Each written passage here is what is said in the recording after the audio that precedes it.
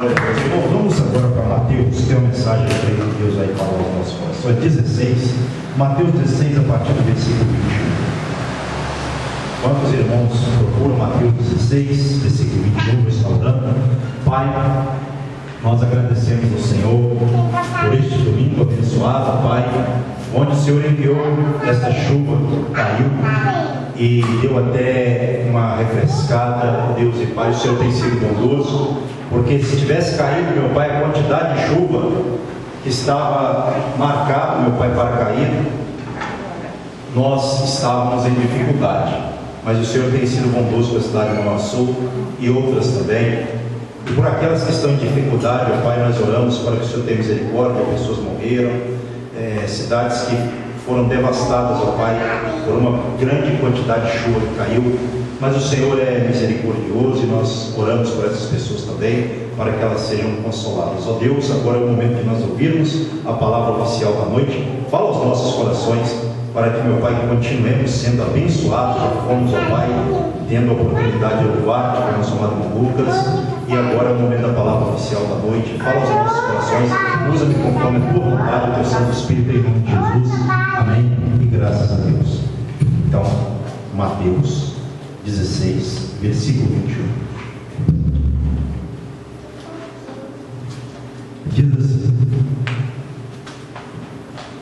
desde esse tempo começou Jesus Cristo a mostrar a seus discípulos que lhe era necessário seguir para Jerusalém e sofrer muitas coisas dos anciãos, dos principais sacerdotes e dos escribas, ser morto e ressuscitado no terceiro dia.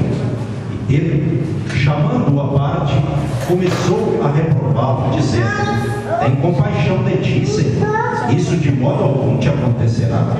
Mas Jesus, voltando-se, disse a Pedro: arreda, Satanás, tu és para mim pedra de tropeço, porque não cogitas das coisas de Deus, e sim dos homens. Aleluia. Então, Mateus 16, do versículo 21 em diante. Irmãos, esse é um trecho conhecido por nós, onde nós observamos Jesus, ele falando ali,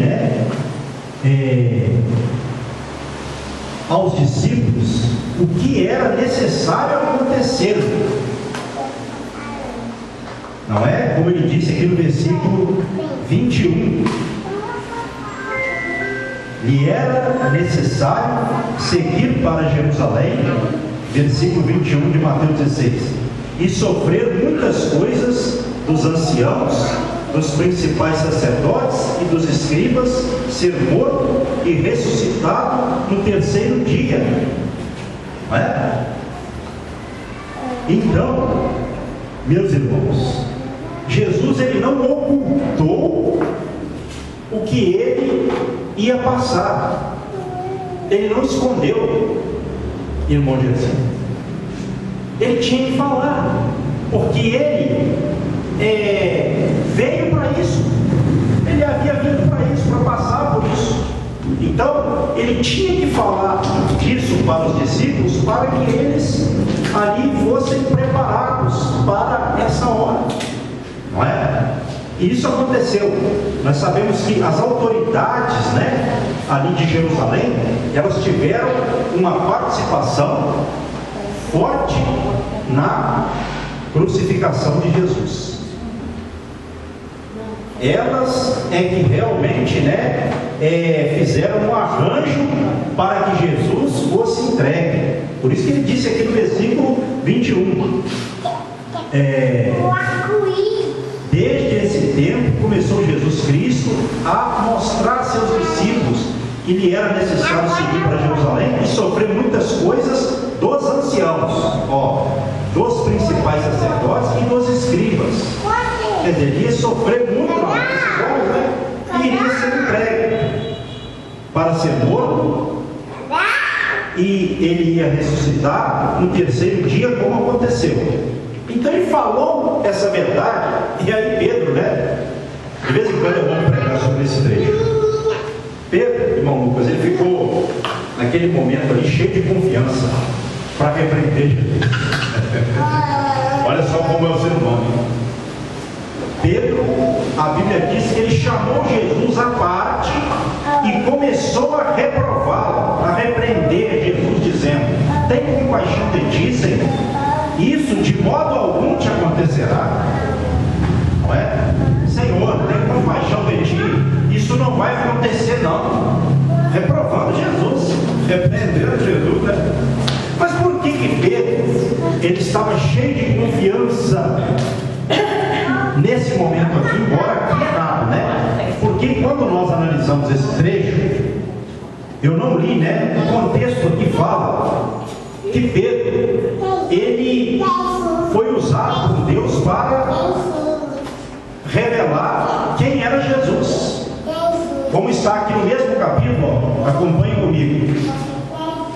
Verso 16. Respondendo Simão Pedro, disse: tu és o Cristo, o Filho do Deus vivo. Quando Jesus perguntou, né, como está aqui no verso, ó, de número 13, indo Jesus para os lados de Cesareia de Filipe, perguntou a seus discípulos: quem diz o povo ser o Filho do Homem? E eles responderam, verso 14: uns dizem João Batista, outros Elias, e outros Jeremias, ou algum dos profetas. Aí Jesus perguntou: mas vós, continue, quem dizeis que eu sou? Aí Pedro foi usado por Deus naquele momento. Ele disse: tu és o Cristo, verso 16, o Filho do Deus vivo. E Jesus, ele afirmou a Pedro: bem-aventurado, verso 17, és Simão Barjonas, porque não foi a carne e sangue que tu revelaram, mas meu Pai que está nos céus. Quer dizer, ele havia sido usado por Deus ali e tal. E Jesus continuou falando, olha só no verso 18, ó, também eu te digo que tu és Pedro, e sobre esta pedra edificarei a minha igreja, e as portas do inferno não prevalecerão contra ela. Verso 19, eu li 18, agora 19. Dar-te-ei as chaves do reino dos céus, o que ligares na terra terá sido ligado nos céus, e o que desligares na terra terá sido desligado nos céus. Então, advertiu os discípulos de que a ninguém dissessem ser ele o Cristo. Então, Pedro, ele, naquele momento, destacou, né? E foi usado por Deus ali, então ele ficou cheio de confiança. Poxa, Pedro foi usado por Deus para falar que Jesus é o Cristo, o Filho do Deus vivo. E Jesus disse a ele: bem-aventurado é Simão Barjonas, porque não foi a carne e sangue que tu revelaram, mas meu Pai que está nos céus. Quer dizer, bem-aventurado, feliz é você, porque o Pai é que te revelou isso. Não foi a carne nem o sangue. Ele foi usado por Deus. Deus falou na boca de Pedro para dizer quem era Jesus. Uma maravilhosa revelação. E aí Jesus disse que sobre essa pedra ele edificaria a sua igreja. Que pedra é essa? Muitos está entendendo o trecho que essa pedra era Pedro, mas na verdade essa pedra não era e não é Pedro. Por quê? Porque a igreja, vou fazer uma pergunta para você, a igreja, ela poderia estar edificada, ela poderia ter sido construída sobre Pedro? Quem acha que sim? Não, porque Pedro, ele é uma pedra, né? Jesus até chamou ele de pedra aqui, né? Porém, ele é uma pedra como nós também somos, pedras vivas, como está lá na carta de Pedro, no capítulo 2. Nós somos pedras que vivem, nós somos sacerdócio do Senhor. Então, isso está lá na carta de Pedro. Então a igreja não poderia ter sido edificada sobre um homem.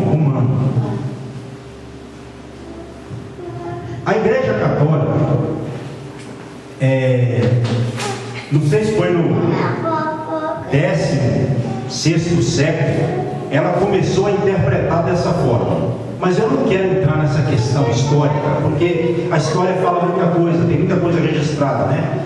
Mas a Igreja Católica, ela tem essa convicção, se não toda ela, a maioria, certo? De que a igreja foi edificada sobre, como parece que a gente lendo o trecho aqui, ela prega isso, que a igreja foi edificada sobre Pedro. Porém, não foi edificada sobre Pedro. Essa pedra aqui, que Jesus disse, ele estava falando dele mesmo. Porque Jesus é a principal pedra do edifício. Ele é a pedra que fala angular, que foi colocada por cabeça da esquina, a principal pedra de todo o edifício. Então a igreja está sobre Jesus Cristo, certo? Não sobre nós. E ele disse: sobre esta pedra edificarei a minha igreja, e as portas do inferno não prevalecerão contra ela. Quem tem uma ideia do que significa portas do inferno? Só para a gente interagir um pouco. Quem pode falar algo assim? Uma ideia se tem. O que significa portas do inferno? Alguém tem uma ideia? Alguém lembra de quando isso foi falado? Ou de algum momento em que houve um estudo na igreja?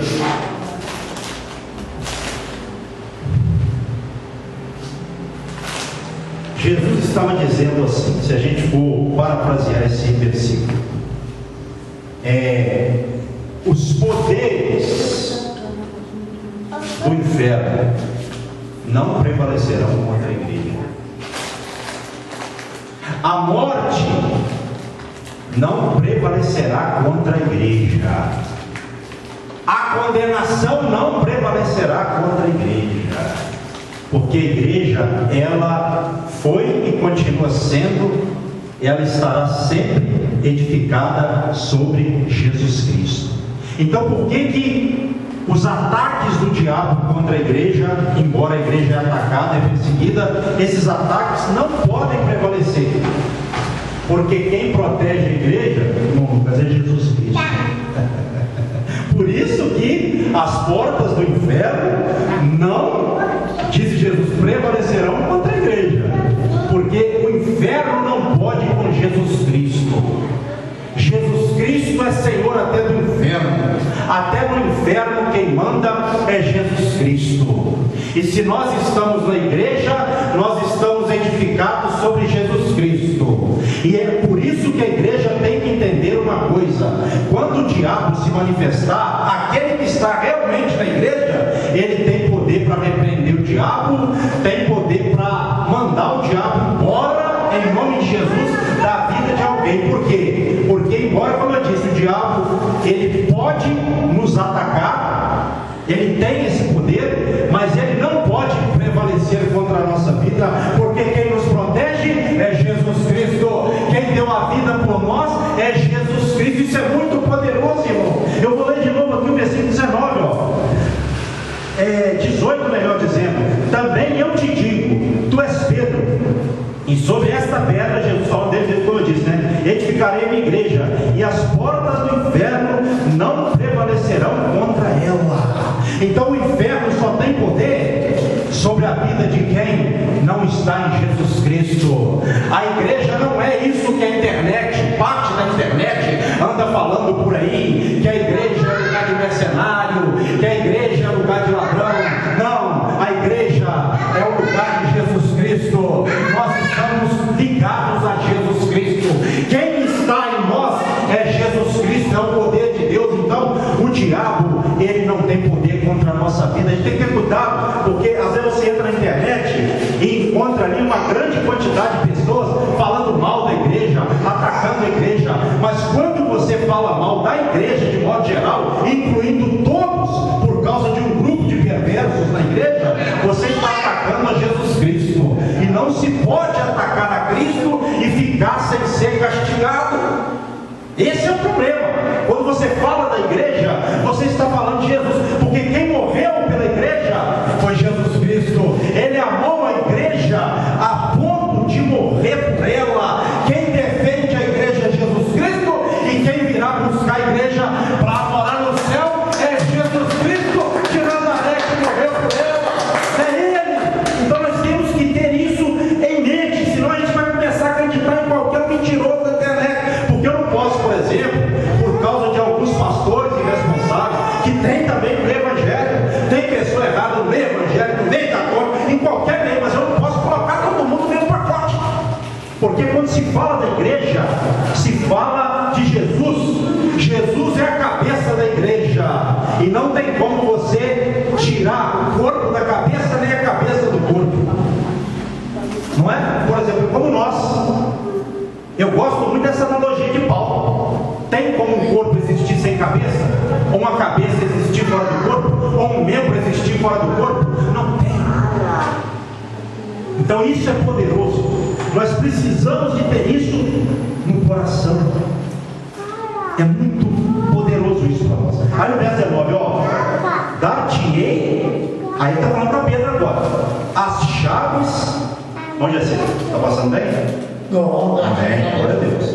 Então ele disse a Pedro, começando de novo, verso 19, ó, dar-te-ei as chaves do reino dos céus, o que ligares na terra terá sido ligado nos céus, e o que desligares na terra terá sido desligado nos céus. Então a igreja, ela tem poder, irmãos, para ligar a igreja que está em Cristo. Eu não estou falando aqui da igreja corrupta, de gente perversa na igreja, não. Esse quem está na mesa dele é o diabo. Estou falando assim, ó, a gente tem que saber entender. Essa igreja aqui que Jesus está falando dela, que é para nós também, é a igreja dele. E ele disse que é dele. Olha aqui, ó, ele chama a igreja de minha. Verso 18, ó, também eu te digo, tu és Pedro, e sobre esta pedra edificarei a minha igreja. Não é? Olha só, a igreja é de Jesus, é dele. Ele comprou ela com seu sangue. Então a gente tem que vigiar, porque quando a gente fala da igreja, se a gente colocar todo mundo na mesma conversa, a gente está falando de Jesus. E aí é um problema grave, né? Porque Jesus vai permitir que alguém fique atacando a igreja todo o tempo e vai ficar de braços cruzados, sendo que a igreja é dele. Quando ataca a igreja, por exemplo, quando alguém toca em alguma parte do seu corpo, você sente, todo o corpo sente, porque todo corpo é um corpo só, holisticamente nesse sentido, certo? Então assim é com Jesus, quando ataca a igreja, Jesus sente, e uma hora ele vai agir. E é o que muitas pessoas não observam. Elas falam de igreja como se igreja fosse uma coisa normal, como se fosse uma coisa pervertida, um nome até pejorativo, irmãos. Isso aí, né? A gente tem que resgatar o poder da igreja na Bíblia, para que as pessoas voltem a congregar, para que as pessoas voltem a ter amor pela igreja, assim como Cristo amou a igreja e nos deu um novo mandamento para que nós, não é, amássemos uns aos outros como Ele nos amou. Então hoje, às vezes nós temos tido alguns problemas na igreja por causa disso. E tem pessoa que às vezes entra na internet e vai crendo em qualquer um que está ali. A pessoa coloca lá uma roupinha bonitinha, vai para a internet, arruma um estúdiozinho na casa dela e tudo mais, e fala o que ela quiser. E parece ser certo, mas a gente tem que examinar a Bíblia, não é? E a gente tem que procurar ser também igreja. Não é a pessoa fala uma coisa lá, não acreditando em qualquer coisa que a pessoa fala. Não, não é?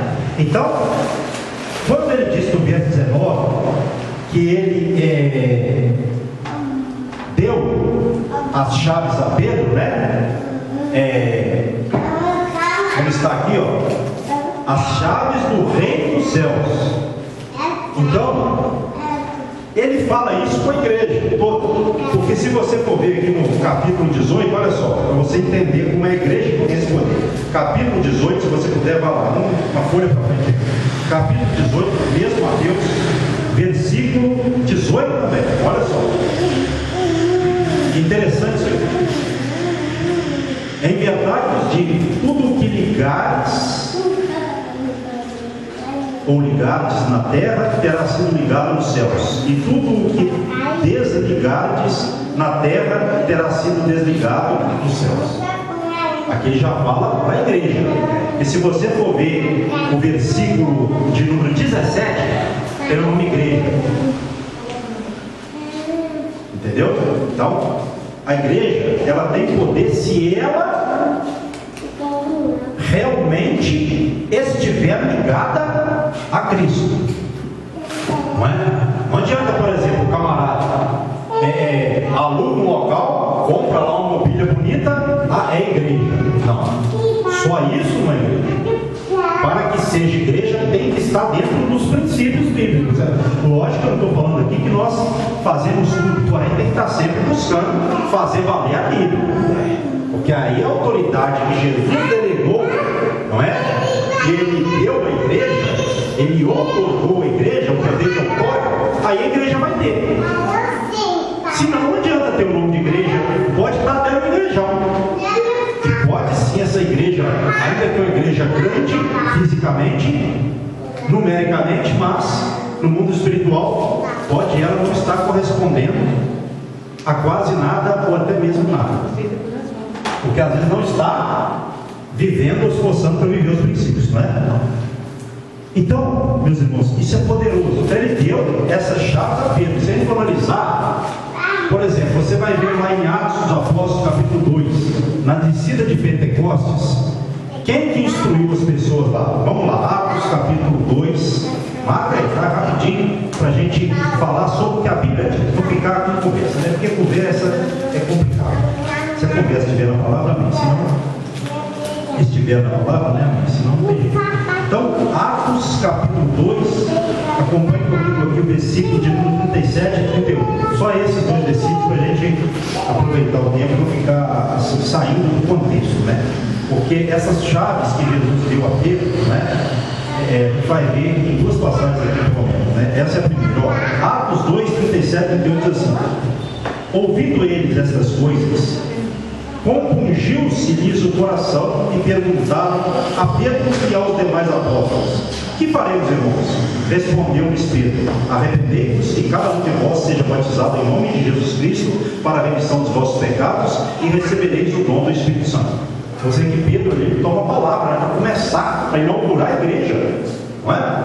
E ele começa a falar. E quando lá Cornélio, em Atos capítulo 10, foi evangelizado, quem que foi lá para evangelizar Cornélio? Deus enviou quem? Pedro. Porque até aquele momento Pedro achou que era só para o povo judeu, né? Ele ainda tinha aquela visão fechada. Mas aí Deus mostrou para ele uma visão que ele teve de um grande lençol descendo do céu com vários animais. E aquilo demonstrava o quê? Que Deus, ele estava fazendo de todos os povos da terra a partir daquele momento um povo só. E aí o Senhor disse para ele assim: Pedro, mata e come. Aí ele disse que jamais comeria alguma coisa imunda. Aí Deus disse para Pedro: Pedro, não torne imundo, ou não tenha por imundo aquilo que eu purifiquei. Aleluia. Aí Pedro entendeu, né? Ele estava meio que judaizante até aquele momento. Aí ele entendeu que a coisa era mais abrangente. Aí foi lá evangelizar Cornélio, evangelizou Cornélio. O Espírito Santo desceu sobre Cornélio. Ele foi ali revestido com o Espírito Santo. Ele foi batizado com o Espírito Santo antes de descer as águas. E falou em línguas. Então, quer dizer, esse é o ponto. Mas eu creio que esse significado aqui, para a gente não sair de Mateus 16, 19, tem esses dois trechos bíblicos, um que eu li aqui, um que eu mencionei, como base, não é? E nós observamos, irmãos, que Pedro ficou o quê? Voltando para o trecho? Confiante, né? Deus me usou para revelar quem é Jesus Cristo. Aí ele cresceu, por isso que ele tem que vigiar. Se Deus te usar para expulsar um demônio, para revelar algo, para manifestar um sobrenatural, um dom, né, espiritual, ou algo do tipo, uma revelação de Deus, tenha temor. Fique mais humilde ainda. Não cresça não, porque o inimigo Deus falou na boca de Pedro. Ele não vigiou, logo na sequência o diabo também falou. Eita, meu Deus do céu. Esse é o versículo aqui, ó. Quando Jesus estava falando sobre a sua morte, de como ela aconteceria, Pedro, no verso 23 de Mateus 16, disse: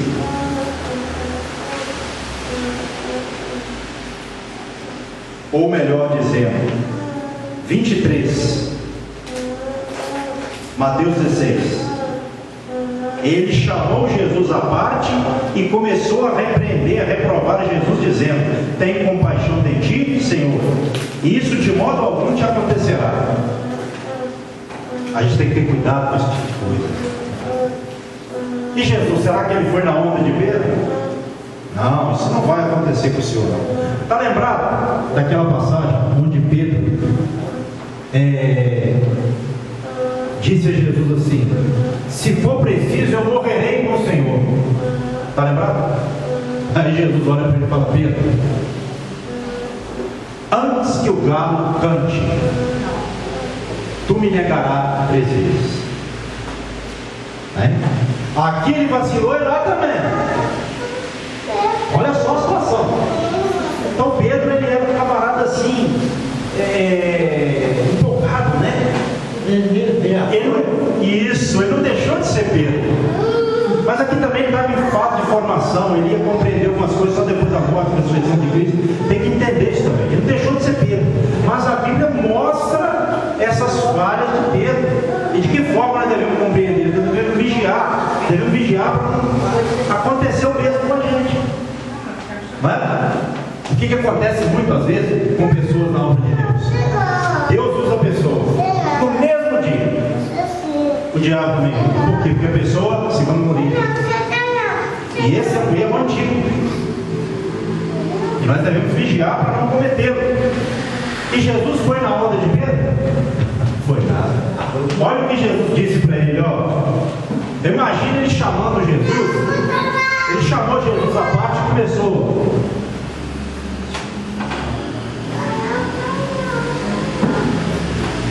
ele chamou Jesus à parte. Imagina, irmão, essa cena. Senhor, isso não vai acontecer com o Senhor, não. Olha só, gente, é uma coisa da gente meditar, né? Tem compaixão de ti, Senhor, de modo algum que isso vai te acontecer. Olha só, ele ficou cheio de confiança, que ele começou a repreender Jesus. Imagina Jesus olhando para ele, né? Que vacilo, hein? O Pai acabou de te usar, o Pai da verdade, agora você deu lugar para o Pai da mentira. Mais ou menos assim, né? Estou conjecturando. Aí no verso 23, irmãos, Jesus, voltando-se, disse a Pedro: arreda, Satanás, tu és para mim pedra de tropeço, porque não cogitas das coisas de Deus, e sim das coisas dos homens. Tem uma versão, não ainda corrigida, parece que está assim, ó: não compreendes as coisas de Deus, e sim dos homens. E esse compreender lá, nessa versão, se você for examinar essa palavra no significado original, é dedicar a mente. Então o diabo dedica a mente dele para as coisas dos homens, do mundo, não para as coisas de Deus, porque ele foi expulso lá do céu, não é? Ele já está condenado. Então a mente do diabo é uma mente que só pensa em coisas humanas, não é? Só pensa nesses prazeres, como Pedro naquele momento, porque o diabo falou na boca dele, né? Certo? Mas o trecho diz que Jesus disse a Pedro: arreda, Satanás, tu és para mim pedra de tropeço. Ou seja, o diabo queria fazer Jesus tropeçar, ele queria escandalizar Jesus, ele queria fazer Jesus errar. E o diabo quer fazer a gente errar. Então a pessoa tem que vigiar para ela não deixar o diabo colocar na mente dela esse pensamento e ela ficar dedicando a mente apenas para as coisas dos homens. E tem também o sentido de devoção às coisas dos homens. E tem muitas pessoas nas igrejas que estão com a mente dedicada aos homens e sendo devota aos homens. Então, irmãos, os homens de Deus, eles pensam nas coisas de Deus. Nós não podemos pensar nas coisas aqui nesse sentido falando, por exemplo. Nós temos que ter uma visão de que nós estamos caminhando com Jesus para chegarmos ao lugar preparado para nós, certo? Então tudo que vier para tentar tirar nós desse caminho, nós temos que estar ligados, como Jesus estava ligado. O mesmo Jesus que falou: bem-aventurado és tu, Simão Barjonas, porque não foi a carne e o sangue que te revelaram, mas o Pai que está nos céus. O mesmo Jesus que, de uma certa forma, exaltou a Deus na pessoa de Pedro, também repreendeu o diabo na pessoa de Pedro. O crente que quer ser um crente firme, na hora que o diabo usa alguém, ele tem que repreender: arreda-te, Satanás, de mim, porque me serves de pedra de tropeço. Seja uma pessoa, você falar com uma pessoa: você não está pensando nas coisas de Deus, você está pensando nas coisas dos homens. Eu te repreendo em nome de Jesus. Não precisa de você falar com a pessoa gritando. Estou falando aqui nesse sentido que eu estou pregando. Então, quando a pessoa vier até você para te tirar você do caminho, você tem que falar: não, calma lá. Você não está pensando nas coisas de Deus, você está pensando com a mente humana. Porque a Bíblia fala que quem tem a mente de Cristo vai pensar como Cristo, não vai pensar como homem natural, vai pensar como homem espiritual. Então a Bíblia não entra em contradição. Nós temos que entender a Bíblia nesse sentido, para que nós não desviemos, irmão Jesus. O Senhor, Ele não quer que nós desviemos em momento algum, mas o diabo sempre vai usar uma pessoa, ou alguém, ou algumas pessoas, para nos tentar, tirar a gente do caminho. Mas o crente que tem o Espírito Santo, ele pode até ser tentado, irmão Jesus, porque tentado a gente é. O próprio Jesus foi tentado pelo diabo, mas o diabo não vai vencer quem tem o Espírito Santo, porque a Bíblia fala na primeira carta de João, capítulo 4, verso 4: maior é o que está em nós do que o que está no mundo. No mundo está Satanás, mas em nós está o Espírito Santo de Deus, e maior é o que está em nós do que aqueles que estão no mundo. Nós não podemos deixar o mundo nos vencer. Nós temos que estar operando aqui na terra nessa intensidade do Espírito Santo e da verdade, porque nós não recebemos a palavra de Deus de homem, nós não recebemos de um ser espiritual maligno, nós recebemos a palavra outorgada por Jesus Cristo, a mando de Deus. Nós temos a palavra de Deus. É por isso que a gente tem que pregar com autoridade, não com autoritarismo, mas com autoridade, para que quando o diabo vier sobre a nossa vida, ele venha e seja lançado por terra no poder da palavra de Deus, que é a palavra que lança por terra o diabo, Satanás. Nós vamos vencer Satanás de que forma? Com a verdade. Amém. Porque o diabo usa até mesmo a palavra de Deus, vamos dizer. Às vezes ele usa alguém para falar algo da palavra de Deus para nós de uma forma distorcida. Aí nós temos que lançar a distorção por terra com a verdadeira pregação da palavra de Deus, porque é através da palavra de Deus que nós vencemos Satanás. E a Bíblia ensina: o diabo é tão astuto que ele infiltrou lá naquele momento ali, na comissão de Jesus ali, na comitiva de Jesus, para tentar tirar Jesus do caminho dele. Olha só o que ele tentou fazer. O bicho é danado. Eita, ser amaldiçoado. Ele tentou até mesmo Jesus, e não foi uma vez só não. Lá na tentação também, ele usou a palavra para tentar Jesus. E Jesus usou a mesma palavra para repreender ele. E a Bíblia fala, lá no final do trecho, que Jesus, repreendendo o diabo se apartou de Jesus, os anjos vieram e serviram a Jesus. Então, quando a gente, numa provação, resiste Satanás, Satanás foge da gente e o Senhor nos abençoa. Essa é a palavra de Deus. Por isso que a Bíblia fala: submetei-vos a Deus,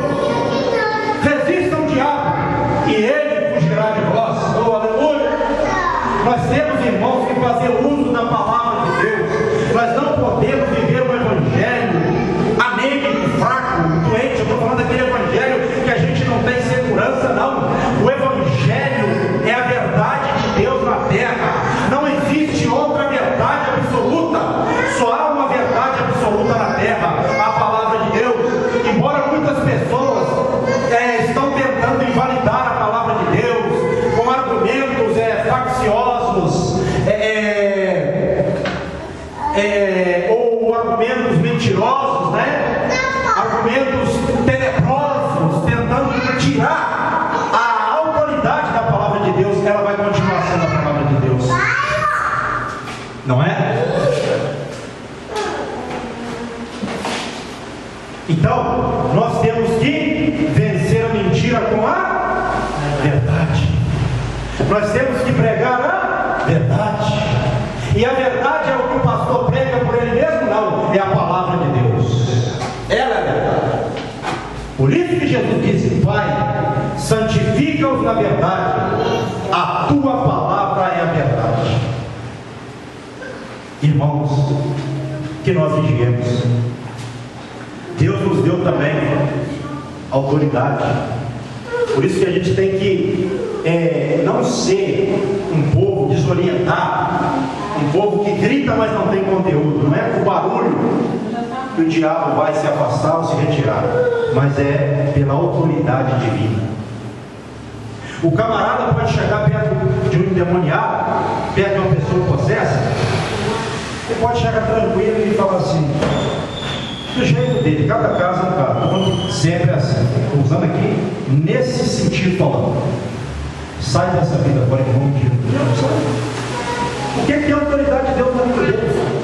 A autoridade não está na aparência, não está na altura da voz, está na obediência a Deus.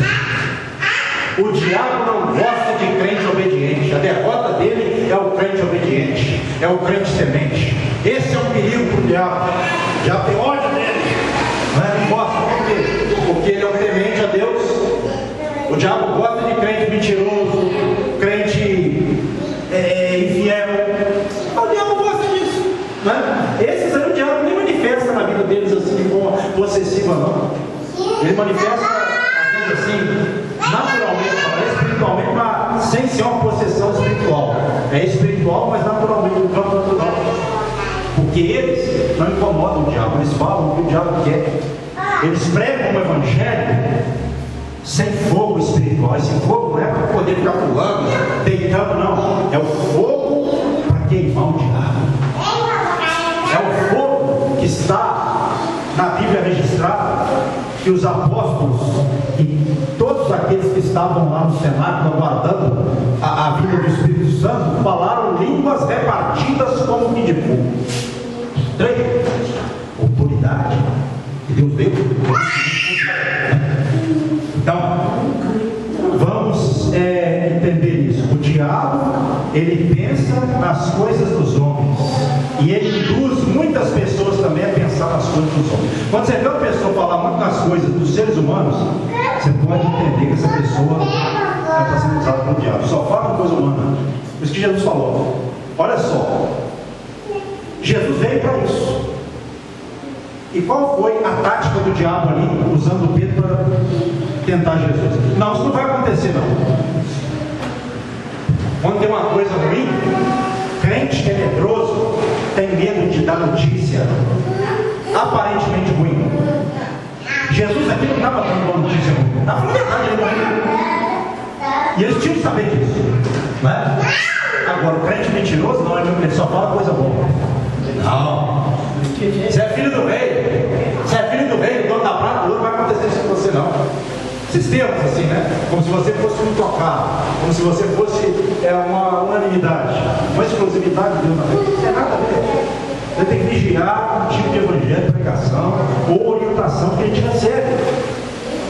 Porque o evangelho verdadeiro, você vai encontrar tudo nele. Tem dia que Deus vai te falar algo que vai te levantar, uma palavra de ânimo mesmo e tal, mas vai ter dia que Deus vai te corrigir. Assim como Pedro quis corrigir Jesus, aí Jesus corrigiu ele e mostrou que estava errado. Ele quis repreender Jesus, ele vai repreender ele. Entendeu? Então nós somos filhos de Deus e temos que repreender aqueles que vêm com argumentações contrárias à palavra. Por falta da gente repreender, vamos colocar aqui conjecturar. É lógico que sim, poderia ter acontecido como não aconteceu. Vamos conjecturar aqui. Se Jesus não tivesse naquele momento ali repreendido a Pedro, o que ia acontecer? O diabo, e abre as asas dele ali no mentiu de Jesus. Entendeu? você aceitar um argumento, porque se Jesus fosse ali pensar como homem, era uma mensagem boa de Pedro. Não, isso não vai acontecer mesmo, né, Pedro? Me ajuda aqui, vamos orar, vamos falar com o Pai, né?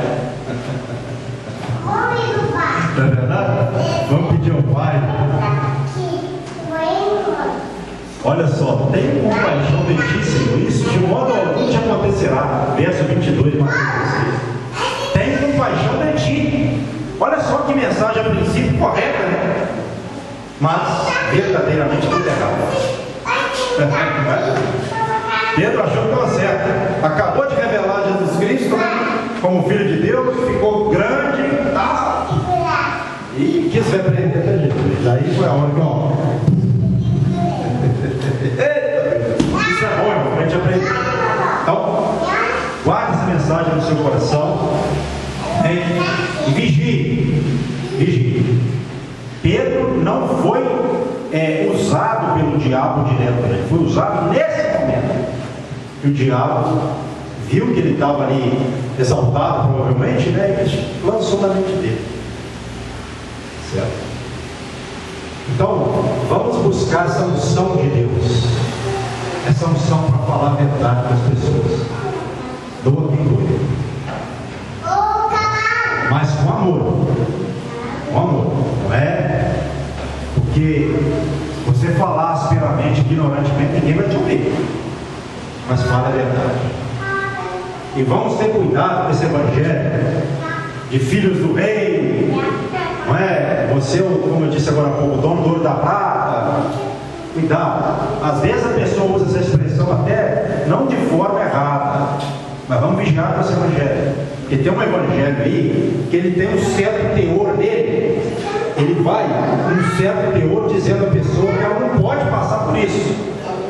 Sendo que a Bíblia fala que nós temos que passar por isso. Que o próprio Jesus passou. E se você for ver aqui a partir do verso 24, ele fala sobre os discípulos levarem a cruz, cada um a sua cruz. E aí, o que é cruz? Sofrimento, não é? Quem quer sofrimento?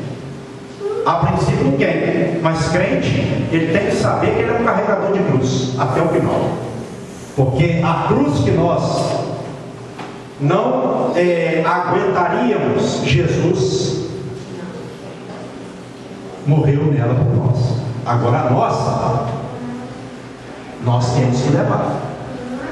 O fato de ele ter morrido na dele, que era de certa forma nossa, ele tomou para ele, por nós, não quer dizer que nós estamos isentos da nossa. Nós vamos viver na renúncia, nesse evangelho, e esse levantamento. Eu creio que é muito ruim a pessoa que está caminhando na obra de Deus, ela não tem certeza nem da salvação dela. Não tem. Ela está caminhando, ela sabe que ela está no evangelho mentiroso, complicado. Então, irmãos, a gente tem que ter convicção do Deus que nós servimos. Amém? Porque esse é o que realmente em Cristo Jesus há de um dia nos levar para o céu eternamente com Ele. E o diabo vai tentar tirar você do cruz do céu. Lembre-se disso. Mas cabe a você, a nós, a cada um de nós, perceber isso e repreender. Cuidado, porque tem um evangelho maçante na terra, arrebatando muitos corações de crentes, ou que dizem ser, e levando eles para o caminho tortuoso.